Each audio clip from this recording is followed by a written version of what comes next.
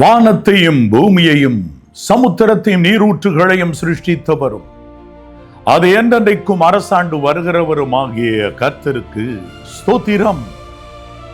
பிதா, குமாரன், பரிசுத்த ஆவியானவருக்கு ஸ்தோத்திரம், ஸ்தோத்திரம், ஸ்தோத்திரம். ஆம், என் அன்பு சகோதர சகோதரிகளே, ஆசீர்வாதம் டிவி நேயர்களே மற்றும் என்னுடைய ஆவிக்குரிய பிள்ளைகளே, உங்கள் யாவரையும் நான் மீட்பர் நாமத்தினால் அன்போடு கூட இந்த நாளிலும் வாழ்த்துவதில் நான் மிக்க மகிழ்ச்சி அடைகின்றேன். ஆம், கர்த்தருடைய கிருபை உங்களுக்கு உண்டாவதாக என்று நான் மீட்பர் நாமத்தினாலே உங்களுக்கு சொல்லுகின்றேன். என் அன்பு தேவனுடைய பிள்ளைகளே, சங்கீதம் 24 எழுதியிருக்கிற 4 வசனங்களை இன்றைக்கு நாம் தியானிக்க இருக்கின்றோம். சங்கீதம் 24:3. யார் கர்த்தருடைய பர்வதத்தில் ஏறுவான்? யார் அவருடைய பரிசுத்த ஸ்தலத்தில் நிலைத்திருப்பான்? கைகளில் சுத்தமுள்ளவனும் இருதயத்தில் மாசில்லாதவனுமாயிருந்து தன் ஆத்துமாவை மாயைக்கு ஒப்புக்கொடாமலும் கபடாய் ஆணையிடாமலும் இருக்கிறவனே. என் அன்பு தேவனுடைய பிள்ளைகளே, சங்கீதம் 15 யார் கர்த்தருடைய பர்வதத்தில் ஏறுவான் என்பதற்கு ஒரு பெரிய லிஸ்ட். இப்படிலாம் இருந்தாதான் கர்த்தருடைய பர்வதத்தில் ஏற முடியும் என்று அழகாக எழுதியிருக்க நாம் காணலாம். அதை நீங்கள் தியானித்து பாருங்கள். உங்களுடைய வீட்டிலே நேரம் கிடைக்கும் பொழுதெல்லாம் அதை நீங்கள் தியானித்து பாருங்கள். ஆனால் இங்கு சங்கீதக்காரன் அழகாக சங்கீதம் 24 இது தாவீதின் சங்கீதமாக இருக்கிறது. இதிலே 4 வசனங்களில் சுருக்கமாய் இதை குறித்து சொல்லுகிறார். முதல் 2 வசனத்தில் ரத்தன சுருக்கமாய் சொல்லுகிறார். அவர் என்ன சொல்லுகிறார்? யார் கர்த்தருடைய பர்வதத்தில் ஏறுவான்? முதலாவது. 2வது, யார் அவருடைய பரிசுத்த ஸ்தலத்தில் நிலைத்திருப்பான்? என் அன்பு தேவனுடைய பிள்ளைகளே, கர்த்தருடைய பர்வதத்தில் ஏறுவதற்கு ஒரு ஸ்திதி அவசியமாய் இருக்கிறது, ஒரு நல்ல ஸ்திதி. ஆம், ஆண்டவராகிய ஆட்டுக்குட்டியானவராம் இயேசுவை பாருங்கள். அவர் மறுரூப மலை என்று சொல்லப்படுகிற மவுண்ட் தாபோர் என்னும் மலை, ஆம், நாசரத்தில் இருந்து சுமார் அரை மணி நேரம் 1 மணி நேரத்திற்குள் செல்லக்கூடிய அந்த மலையிலே மறுரூபமாக சித்தம் கொண்டார்.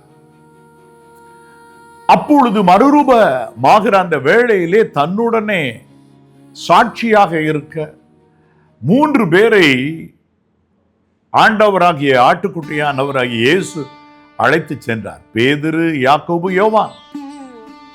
இந்த 3 பேரை அழைத்து செல்லுகிறார். இந்த எல்லை, இது மலையினுடைய கொடுமுடி. இன்றைக்கும் கூட நீங்கள் இப்பொழுது ஸ்கிரீனில் காண்கிறீர்களே, இந்த ஆலயம் இயேசு மறுரூபமான இடத்தில் கட்டப்பட்டிருக்கிறது. இன்னும் தெளிவாக சொல்ல போனால், எந்த இடத்தில் இயேசு நின்று மறுரூபமானார் என்பதை அந்த இடத்து பாறையை அழகாய் கண்டெடுத்து, அதாவது இடத்தை கண்டுபிடித்து கண்ணாடி போட்டு பத்திரப்படுத்தி வைத்திருக்கிறார்கள். அங்கே ஒரு அழகான ஆலயம், உள்ளே ஆல்டர் எல்லாம் இருக்கிறது. நாங்கள் அங்கே போய் நின்று பார்த்த பொழுது எவ்வளவு ஒரு சந்தோஷமாய் இருந்தது அந்த காட்சி. என் அன்பு தேவனுடைய பிள்ளைகளே, அப்படியானால் அந்த மலையின் கொடுமுடிக்கு மற்ற 9 சீஷர்கள் செல்லவில்லை. ஆண்டவர் அவர்களை அழைத்து செல்லவில்லை. ஆம், என் அன்பு தேவனுடைய பிள்ளைகளே, அவர்களை ஆண்டவர் அந்த இடத்திற்கு கொண்டு செல்லவில்லை. அப்படியானால் மற்ற 9 பேரிலே ஒருவர் ஃபெயிலாகிவிட்டார், வாழ்க்கையில் ஃபெயிலாகி போனார். அவர் யூதாஸ். மீத 8 பேர் இருக்கிறார்களே, அவர்களும் கர்த்தருடைய பர்வதத்தில் ஏறுவதற்குரிய மறுரூபமாக ஆண்டவர் மாறுவதை தரிசிக்கக்கூடிய அளவிற்கு மெச்சூரிட்டி, ஆவிக்குரிய முதிர்ச்சி இன்னும் அடையாமல் இருந்திருக்க வேண்டும் என்பதுதானே. நிச்சயமாய் தெரிகிறது. என்னதான் இயேசுவின் சீடராக இருந்து, ஆண்டவராகிய இயேசுவின் சீடராக கூட இருந்து நடந்தாலும் அந்த தன்மையை, அவர் தருகிற வசனத்தை உள்வாங்கி, இதயத்திற்குள் வாங்கி, தன்னுடைய இருதயமாகிய பலகையில் எழுதி கொண்டு அப்படியே கடைபிடித்து நிற்கிற ஒரு நிலை வரவேண்டியது அவசியமாய் இருக்கிறது. மறுரூப மலைக்கு ஏற வேண்டும் என்றார், அதாவது கர்த்தருடைய பர்வதத்தில் ஏற வேண்டும் என்று சொன்னால் அந்த ஸ்திதி தேவையாக இருக்கிறது. பாருங்கள் என் அன்பு சகோதர சகோதரிகளே, இருக்கிறது. யவீருவின் மகளை உயிரோடு எழுப்பும் போதும் இந்த 3 சீடர்களையே கூட்டி செல்லுகிறார். எல்லோரையும் கெத்செமனைக்கு அழைத்து சென்றாலும் இந்த 3 பேரை தன்னோடு இருக்கவும் வியாகுலப்படுகிற இடத்திற்கு மிகவும் அருகிலே அழைத்து செல்லுகிறார் ஆண்டவராகிய ஆட்டுக்குட்டியானவராகிய இயேசு. அப்படி என்றால் நீங்கள் புரிந்து கொள்ள வேண்டும், யார் கர்த்தருடைய பர்வதத்தில் ஏறுவான்? அப்படி ஏறுகிறதற்குரிய ஸ்திதி என்ன அப்படின்னு சொன்னா, கைகளில் சுத்தம் இருக்கணும். கைகளில் சுத்தம் உள்ளவன் கொடுக்கல் வாங்கல் எல்லாவற்றிலும் தெள்ளம் தெளிவாய் இருக்கணும். இதுதான் சங்கீதம் 15 வரும்பொழுது தன் பணத்தை வட்டிக்கு கொடாமல் இருக்கணும் அப்படின்னு சொல்லி எழுதியிருக்குல்ல. இன்னும் கிறிஸ்தவர்கள்ல பணத்தை வட்டி கொடுக்கிறவங்க இருக்கிறாங்க. வேதனையா இருக்கிறது. உங்களை மாற்றிக்கொள்ளுங்கள். வாழ்க்கையிலே ஒரு நோக்கம் வந்துவிட்டால் நாம் இதையெல்லாம் விட்டு விடுவோம். அடடா, நான் வேலை எதுவும் அதிகம் செய்ய முடியாதபடி பலவீனமாக இருக்கிறேன், இந்த வட்டியில் தான் நான் வாழ வேண்டியது இருக்கிறது என்று சொன்னால், வங்கியிலே போட்டு அதிலிருந்து வருகிற வட்டி போதும் என்று எண்ணுங்கள். அது அரசாங்கத்தினால் அங்கீகரிக்கப்பட்டதாக இருக்கிறது அல்லவா? அரசாங்கத்தினால் ஒன்று அங்கீகரிக்கப்படும் பொழுது, ஆம் என் அன்பு தேவனுடைய பிள்ளைகளே, மெய்யாகவே நீங்கள் அதை பயன்படுத்த, மனுஷரிடத்தில் போய் வட்டி வாங்காதிருங்கள், வட்டிக்கு பணத்தை கொடுக்காதிருங்கள். வேண்டுமானால் கடன் கொடுங்கள். That's right. கடன் கொடுங்கள். நீயோ அநேகம் ஜாதிகளுக்கு கடன் கொடுப்பாய். கைமாறு கருதாமலும் சிலருக்கு நீங்கள் கடன் கொடுப்பது நல்லது. உங்கள் நீதியோ மரணத்துக்கு தப்புவிக்கும். அப்படி தேவனுடைய நீதியை தேடி ஓடுகிற, மற்றவர்களுக்கு இரக்கம் தயை பாராட்டுகிற உள்ள உங்களுக்கு உண்டாயிருக்குமானால், நியாய தீர்ப்பு நாளில் இரக்கம் மேன்மை பாராட்டும். அன்று உங்களுக்கு இரக்கம் கிடைக்கும், விசேஷமாக கர்த்தரிடத்திலே. என் அன்பு தேவனுடைய பிள்ளைகளே, முதலாவது கைகளில் சுத்தமுள்ளவன். துன்மார்க்கன் கடன் வாங்கி செலுத்தாமல் போகிறார். அப்படி இருக்கக்கூடாது. கேட்கல, அவங்க திரும்ப சரி விட்டுருவோம், அப்படியே அவங்க ஒன்றும் கேட்க மாட்டாங்க, அவங்களுக்கு இது பெருசு இல்லை. No no no no no no no. கடன் படாதிருங்கள். நீங்கள் கடன் கொடுங்கள். கடன் வாங்காதபடிக்கு இன்றிலிருந்து ஒரு தீர்மானம் எடுத்து கர்த்தருடைய பாதத்தை பற்றி கொண்டு கதறுங்கள். யாக்கோபு ராம் முழுவதும் கதறுகிறார். அப்படி ஒரே ஒரு நாள் ராவில் மாத்திரம் ஜெபம் பண்ணி விட்டு நாம் ஆசீர்வாதத்தை சுதந்திரிக்க முடியுமா?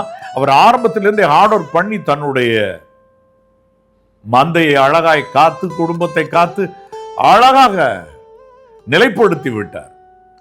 ஆகவே ஒரு நாள் அவர் தேவனிடத்தில் மன்றாடி தன் சகோதரரை சந்திக்கிறதற்கான இரக்கம் கிருபை பெற்றால் போதுமானதாய் இருந்தது.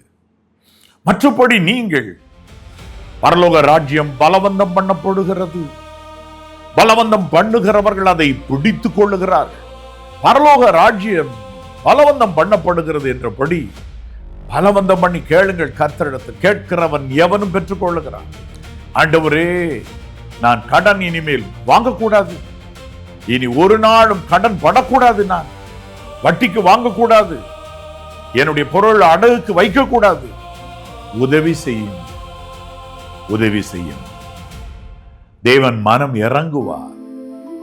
உங்கள் வாழ்க்கையில் ஒரு செழிப்பை அருளுவார். பரலோக ராஜ்யத்திற்கு கொண்டு போய் நித்திய காலமாய் உங்களை வாழ வைக்க போகிற கர்த்தரை இம்மையிலும் நடத்துவார் என்று நீங்கள் நம்பலாம் அல்லவா? ஆண்டவர் சொன்னார், விசுவாசித்தால் நீ தேவனுடைய மகிமையை காண்பாய் என்று. மார்த்தாள் மரியாள் சம்பவத்திலே நாம் பார்க்கிறோம். அதற்கு அவர்களில் ஒருத்தி இவ்விதமே சொல்லுகிறார், ஆண்டவரை கடைசி நாளில் நீர் எல்லோரையும் உயிரோடு எழுப்பும் போது எங்களுடைய சகோதரன் உயிரோடு அன்னைக்கு எழுப்புகிற ஆண்டவர் இன்னைக்கு எழுப்புவார்னு ஏன் நம்ப மாட்டோமா? விசுவாசி, தேவனுடைய மகிமையை காண்பாய்னா என்னைக்கோ ஒரு நாள்ல, இன்று. அப்ப கடைசி நாள்ல உயிரோடு எழுப்புறவர் இன்றைக்கு அதை நடப்பிக்க முடியும்னு சொல்லி இயேசுவை நம்பி நின்ற பொழுது இயேசு லாசரு உயிரோடு எழுப்பி காண்பித்தார். உங்களுடைய வாழ்க்கையில் நித்திய ராஜ்யத்தின் மட்டுமாய் நடத்த போகிறார். யுகாயுகமான காலங்கள் உங்களை நடத்த போகிறார். பொன்னகர் வீதியில் வைத்து மகிமையான சிங்காசனத்தில் வீற்றிருக்கிறவராய் தேவன் உங்களை நடத்த போகிறார் என்றும், அவருடைய திருக்குமரனாம் ஆண்டவராகிய ஆட்டுக்குட்டியானவர் இயேசு உங்கள் கண்ணீரெல்லாம் துடைக்கப் போகிறார் என்றும் நீங்கள் விசுவாசிப்பது உண்மையான இந்த நாட்களிலும் உங்கள் கண்ணீரை அவர் துடைக்க வல்லவர். ஓகே, ஆகவே கைகளில் சுத்தத்தை காத்து கொள்ளுங்கள். அநியாயமான லாபம் ஈட்டாதிருங்கள். அநியாயமாய் வேறொருடைய பொருளை அபகரிக்காதிருங்கள். நம்பர் 2, இருதயத்தில் மாசில்லாதவனாய் இருக்க வேண்டும். இருதயத்தில் கரையில்லாதவனாக, மாசில்லாதவனாக. என் அன்பு தேவனுடைய பிள்ளைகளே, இதைத்தான் ஆண்டவர் சொன்னார், மனம் திரும்பி சிறு பிள்ளைகளைப் போல் ஆகாவிட்டால் என்று. இதயத்தில் மாசில்லாதவனாக, மாசில்லாதவளாக ஒரு சகோதரன் அல்லது சகோதரி இருக்கும் பொழுது மெய்யாகவே கர்த்தருடைய பர்வதத்தில் ஏறலாம். மெய்யாகவே ஏறலாம். 3வது, தன் ஆத்துமாவை மாயைக்கு ஒப்புக்கொடாமல் இருக்க வேண்டும். குடும்பமாய் எல்லோரும் ஆண்டவரை தேடுகிறீர்கள், நன்றாய் நீங்கள் பாடுகிறீர்கள், அனலாய் இருக்கிறீர்கள், ஓடுகிறீர்கள், வருகிறீர்கள், ஆலயம் பின்பு செல்லுகிறீர்கள் வீட்டிற்கு, இப்படியெல்லாம் இருந்து கொண்டிருந்தால், யோசேப்பு தனியா இருக்கும் போது சோதிக்கப்பட்டார் அல்லவா? அதே போல நீங்கள் தூரமான ஊருக்கோ எங்கோ நீங்கள் சென்றிருக்கும் பொழுது நேரம் ஓய்வாய் அதிகமாய் கிடைக்கிறது. அப்பொழுது உங்களுடைய இதயத்தில் ஒரு கேள்வி வரலாம். சத்துருவாய பிசாசு உங்களை சோதிக்கலாம். யாரும் தான், உன் மனைவி தான் கிட்டத்தில் இல்லையே, டிவியிலே வருகிற அசுத்த நிகழ்ச்சிகள் ஏதாகிலும் இருந்தால் தேடி பார்க்கலாம் அல்லவா? இன்டர்நெட்ல தேடி பார்க்கலாம் இல்லையா? பார்த்துட்டு ஆண்டவர்கிட்ட மன்னிப்பு கேளு, அவருடைய ரத்தத்தினால திரும்ப கழுவப்பட்டுரு. அப்ப உன்னையும் ஆசீர்வதிப்பார், உன் தொழிலையும் கடவுள் காத்துக்கிடுவாருப்பா, உன் வீட்டையும் ஆசீர்வதிப்பார் அப்படின்னு ஒரு மாயை உங்களை தேடி வரும் பொழுது, மாயைனா இன்னைக்கு இருக்கும், அடுத்து இராது அல்லையா? இல்லாமல் போகிறது. அப்படிப்பட்ட மாயைக்கு உங்கள் ஆத்துமாவை ஒப்புக்கொடாமல் இருக்கிறவன் தான் கர்த்தருடைய பர்வதத்தில் ஏற முடியும். பாருங்க, சமீபத்திலே இமயமலையின் ஒரு அருமையான உன்னதமான சிகரமாகிய எவரெஸ்டில் ஏறி அநேகர் ஒரே வீச்சா ஏறி போய் சாதனை படைக்க வேண்டும் என்று போனவர்களில் திரும்பி வருகிற வேளையில் 2 பேர் அதிக மனசோர்வு அடைந்தார்கள். மனசோர்வு அடைந்து அப்படியே இறந்தே போனார்கள் என்று தொலைக்காட்சிகளிலே நீங்கள் செய்தியை பார்த்திருப்பீர்கள் அல்லவா? மலையில் ஏறுவது சாதாரணமானது அல்ல. உயரமான இடத்திற்கு செல்லுவது சற்று கடினமான காரியம். எங்களுடைய 2வது பிள்ளை டாரிஸ் கணவர், எங்கள் மருமகன், ஆம் மகனைப் போலவே நாங்கள் வைத்திருக்கும் ஜெஃப்ரி தம்பி, அவருக்கு ஒரு நல்ல ஹாபி உண்டு. அவர் இதை போன்ற உயரமான மலைகள் எல்லைகளுக்கெல்லாம் தன் நண்பர் ஒருவரோடு கூட 2 பேரும் தனித்தனி பைக் எடுத்துக்கொண்டு ஓட்டி உயரமான இடத்துக்கு செல்வார்கள். அதை போல இப்பொழுதும் நீங்கள் ஸ்கிரீனில் காண்கிற வண்ணமாக இப்படி ஒரு உயரமான பர்வதத்தில் ஏறின பொழுது அந்த சூழ்நிலையை குறித்து சொன்னார்கள். அங்கு இருக்கிற ஆக்சிஜன் அதிகமாக திக்காக இருக்கும். இங்கே 21% நம்ம ஆக்சிஜன் ஏறக்குறைய இருக்கிறது நகர்ப்புறங்களிலே. கிராமப்புறங்களிலே கொஞ்சம் கூட இருக்கலாம். நல்ல வயல்வெளி தோப்பிலே இன்னும் அதிகம் ஆக்சிஜன் இருக்கலாம். ஆனால் அங்கு அதிகமான ஆக்சிஜன் இருக்கும் பொழுதும் அந்த உயரத்துக்கு ஏறும் பொழுதும் பிரஷர் மாறுகிறது நிமித்தமாகும் மூச்சு விடுவது சில நேரம் கடினமாக இருக்கும் என்று ஜெஃப்ரி தம்பி என்னிடத்துல சொல்லி இருக்கிறாங்க. சில நேரம் அப்படியே பைக்கை கீழே போட்டுட்டு அந்த இடத்துல உட்கார்ந்து இருப்போம், அவ்வளவு களைப்பா இருக்கும் என்று சொல்லி இருக்கிறார்கள். ஆண்டவருடைய பர்வதத்தில் ஏறும் பொழுது நீங்கள் ஆத்மாவை மாயக்கு ஒப்பு கொடுத்திருந்தால் அங்க நிற்க முடியாது, போக முடியாது. ஆண்டவருடைய சன்னிதானத்துல ஜீவன் ஊற்று அதிகமா இருக்கும். மலைகளின் மேலே சொல்லும் பொழுது ஆக்சிஜன் அதிகமா இருக்கிறது போல தேவனிடத்தில் ஜீவன் நிரம்பி வழிந்து கொண்டிருக்கும். ஜீவனும் பரிசுத்தமும் நீதியும் மகிமையும் வல்லமையும் அவருடைய சமூகத்தில் நிரம்பி வழிந்து கொண்டிருக்கும். ஆகவே உங்கள் ஆத்மாவை மாயைக்கு அப்படி ஒப்பு கொடுக்காம இருக்கிறவர்கள் தான் இந்த பருவத்தில் ஏற முடியும்.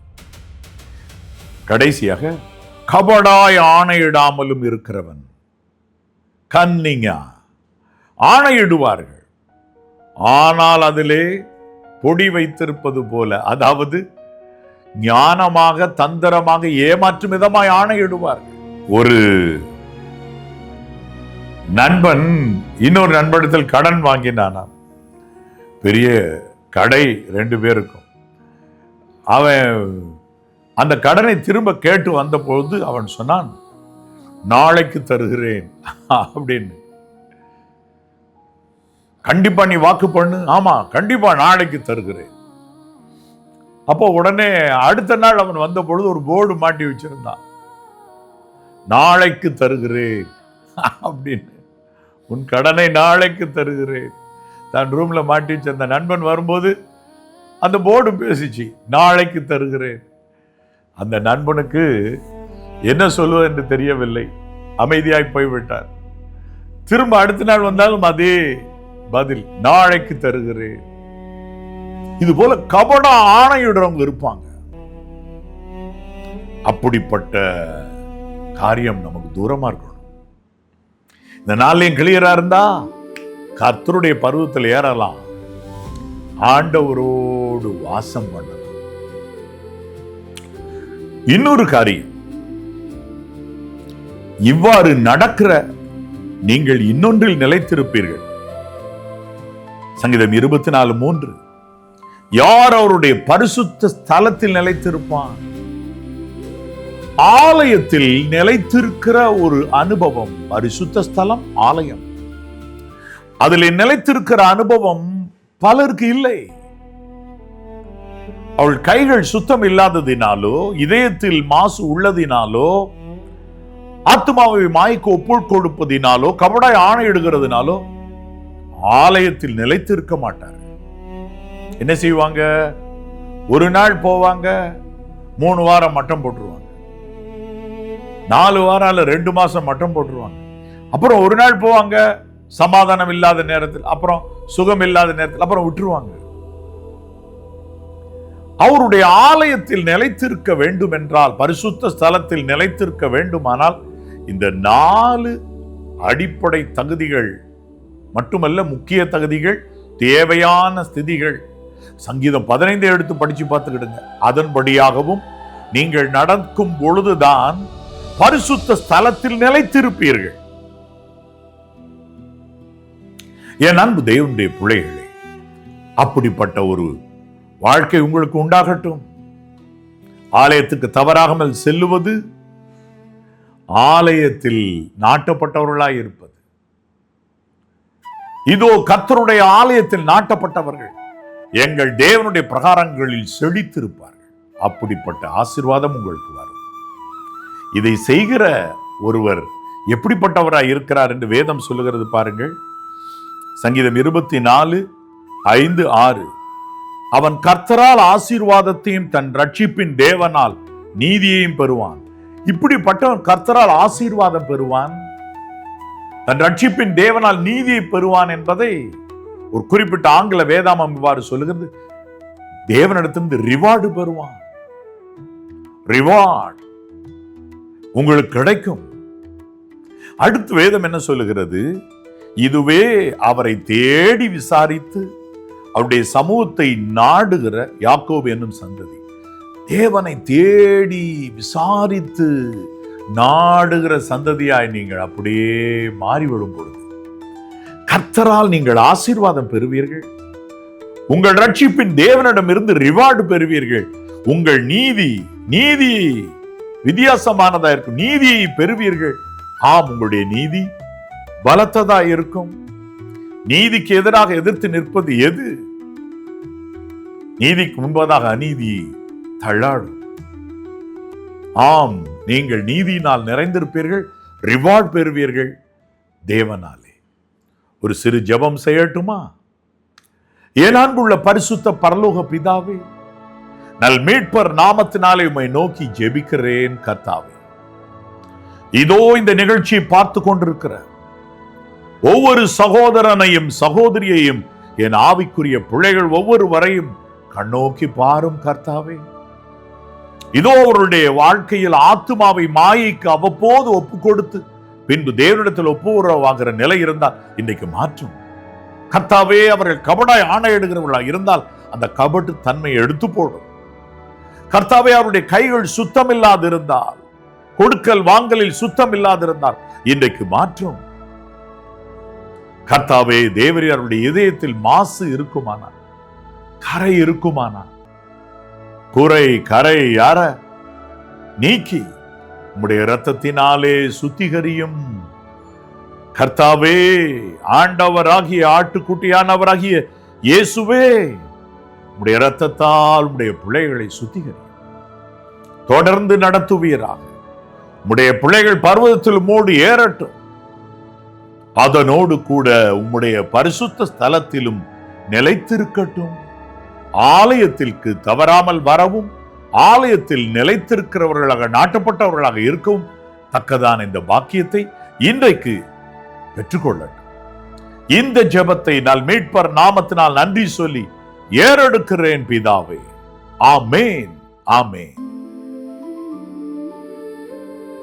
ஆம், என் அன்பு சகோதர சகோதரிகளே, உடைய இருதயம் கலங்காதிருப்பதாக. என் ஆவிக்குரிய பிள்ளைகளே, இதோ வருகிற சனிக்கிழமை நடைபெறும்படியாய் இருக்கிற ஆசீர்வாதம் டிவியின் இம்மாதம் சென்னையில் நடத்தப்படுகிற உபவாச கூட்டத்திற்கு நீங்கள் தவறாமல் வரும்படி உங்களை அன்போடு அழைக்கிறேன். உங்கள் குடும்பத்தினரோடு உபவாசித்து தேவ சமூகத்தில் காத்திருக்கலாம். அப்பொழுது முழு குடும்பத்திற்கும் தேவையான திவ்ய வல்லமை, பரம ஒத்தாசை, தேவ இரக்கம், கர்த்தர் அருளும் சுகமும் ஆசீர்வாதமும் நிறைவாய் உண்டாயிருக்கும்.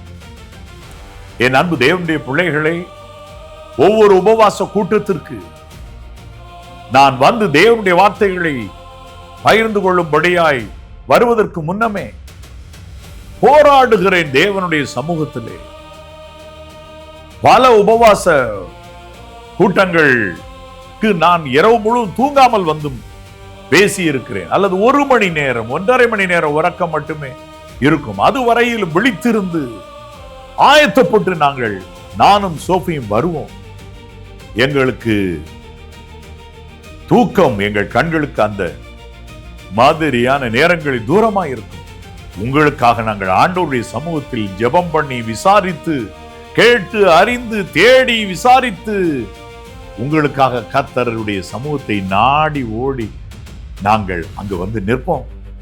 ஆகவே கர்த்தருடைய வல்லமை பலமாய் இறங்கும். இதோ உங்கள் எல்லைகள் புதிதாவது. உங்களுக்கு தேவையான நன்மைகளை, உங்கள் குடும்பம் நிலை நிற்பதற்கு தேவையான ஆசீர்வாதங்களை, பாக்கியங்களை பெறுவதற்கு நீங்கள் ஓடோடி வாருங்கள் என்று ஆம் அன்போடு உங்களுடைய ஆவிக்குரிய தகப்பனாகிய நான் அழைக்கிறேன். அன்பு சகோதர சகோதரிகளே, உங்கள் சகோதரன் நான் உங்களை அன்போடு அழைக்கிறேன். வயதில் மூத்தவர்களே, ஆம் உங்களை அன்போடு அழைக்கிறேன். தேவ கிருபையும் சமாதானமும் உங்களை நிரப்பட்டும்.